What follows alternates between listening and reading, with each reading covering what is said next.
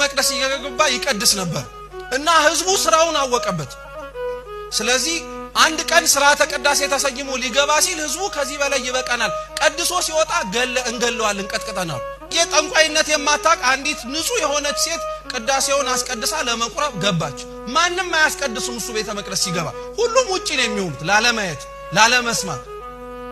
ገባ ቅዳሴውን ቀደሰ ከዛ ያቺን ልጅ አቅርቧት ቀጥ ብለው ወጡ እየሰማችሁ ነው አይደል አቅርቧት ወጡ ከዛ በኋላ ሰው ሁለቱንም ያዛቸው አንቺ ጠንቋይ ከሆነ ቄስ በመቁረብሽ እሱ ደግሞ ጠንቋይ ሆኖ ቤተ መቅደስ ገብቶ በመቀደሱ ሁለታችሁንም ልንገላችሁ ነው አሏቸው ልጅቷ ምንም ስለማታውቅ ዝም አለች ያ ቄስ ግን ቢያንስ ከመግደላችሁ በፊት አንድ ድል ስጡኝ ምን እንደሆነ ቢያንስ ልንገራችኋል አዎ ጠንቋይ ነኝ እኔ ያለ አዎ ጠንቋይ ነኝ ምንም አንድና ሁለት የለው ግን የቤተ መቅደሱን በር ለመሳለም እሱም በር ሲሳለም እንደ ንብ ቀፎ ላይ ረበው ሲያስጠነቁሉኝ የነበሩት አጋንንት በሙሉ ረግፈው ይሄዳሉ አለ